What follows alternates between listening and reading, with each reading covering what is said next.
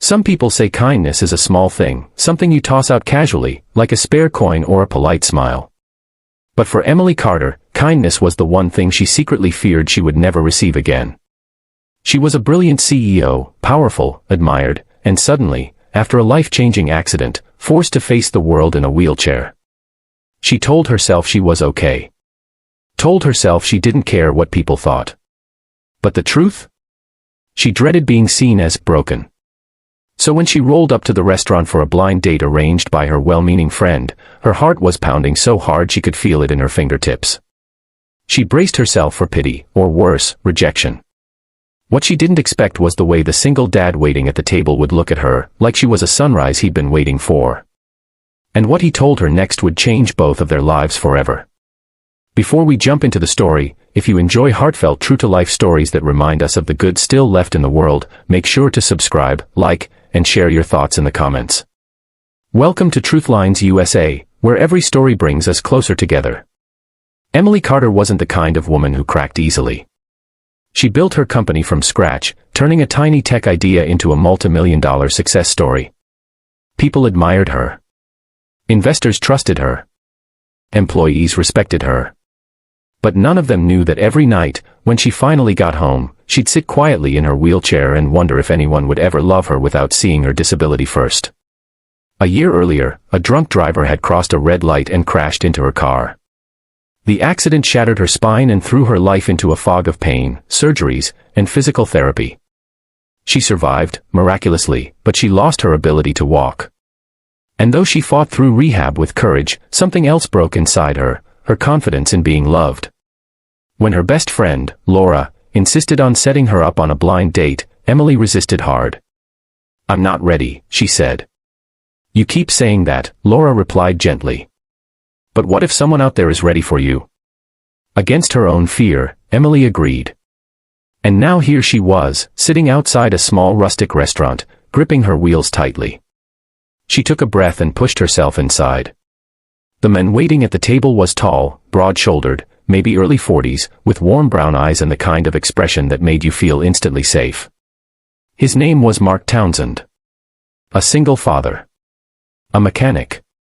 Someone who lived a completely different life from her world of boardrooms and conferences. When his eyes landed on her, they softened, not with pity, not with surprise, but with something like recognition. "You must be Emily," he said, standing up instinctively before he realized she couldn't shake hands from his height. He quickly sat back down and gave a shy smile. "I'm really glad you came." Emily felt her chest loosen a bit. "I hope the wheelchair isn't surprising." Mark leaned back, studying her with gentle seriousness. "I knew about it," he said. "And I'm still glad you came." She blinked. "You did?" "I asked Laura a lot of questions," he confessed. "I wanted to know who I was meeting. She told me you're a brilliant CEO, strong, kind, and funny. And she said you've been through something really hard, but you're tougher than most people she knows. That's the part one cared about." Emily hadn't expected that. She felt her eyes sting, but she forced the tears back. Their dinner began awkwardly, as most blind dates do. But within minutes, the conversation started to flow. Mark wasn't flashy or overly charming. He was real. Grounded.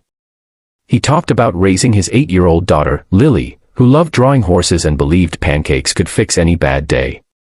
He talked about the years he spent working as a mechanic, the pride he took in fixing things nobody else could figure out. When he asked about her company, Emily explained what she did, waiting for the usual reaction: intimidation, surprise, insecurity. Instead, Mark grinned. "Wow. So you're like one of those people who's too smart for their own good." Emily laughed. "I don't know about too smart. That makes two of us," he teased. "I'm just smart enough not to mess with a CEO." For the first time in months, she felt normal. Seen. Not as a woman in a wheelchair, not as someone recovering, but simply as Emily. Halfway through dessert, Mark suddenly grew quiet. He looked down at the table, rubbing the edge of his napkin. "I want to tell you something," he said. "Something I didn't plan on saying, but I feel like I need to." Emily braced herself. Here it comes, she thought.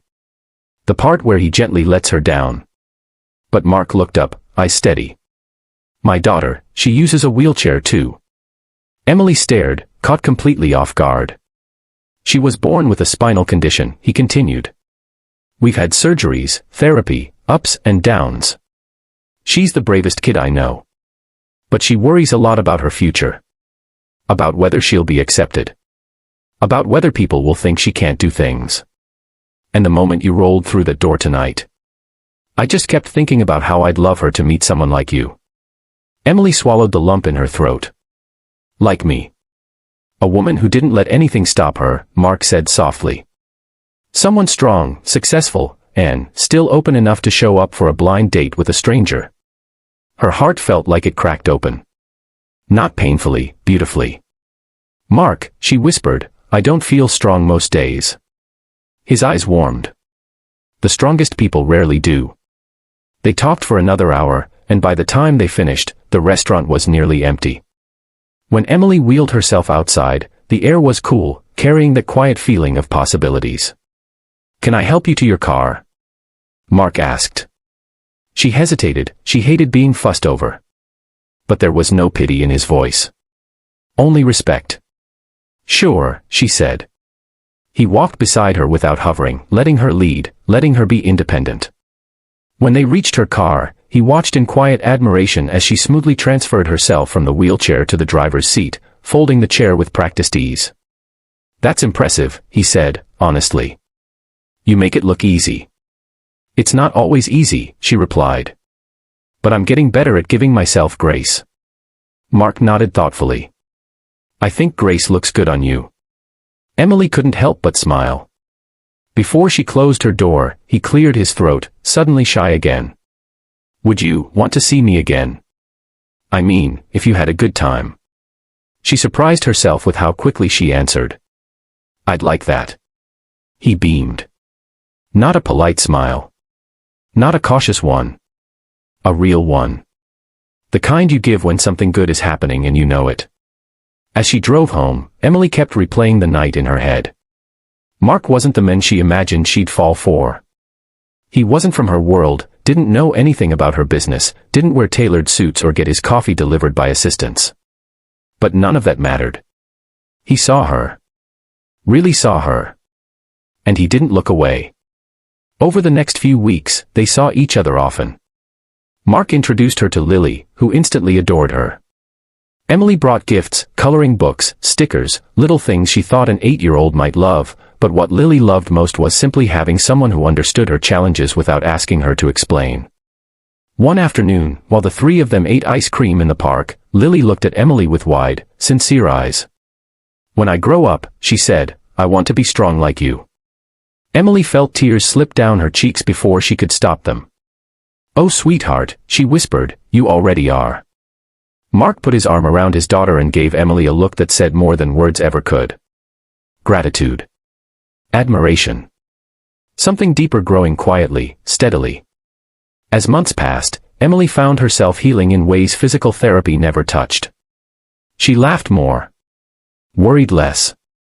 She began designing new accessible technology for her company, software tools built to empower people with disabilities. Mark tested prototypes. Lily gave kid-level feedback that ended up being surprisingly brilliant. And Emily realized something important: kindness wasn't about grand gestures. It was about showing up. Listening. Allowing someone to be fully themselves and loving them anyway. Mark taught her that. Lily taught her that. And she began offering that same kindness to herself. One evening, nearly a year after their first date, Mark held her hand as they watched Lily practice drawing in the living room. You know, he murmured, that blind date changed my whole life. Mine too, Emily admitted softly. He kissed the top of her head. Thank you for showing up that night. Thank you for not giving up on the idea that someone could care. Emily leaned into him.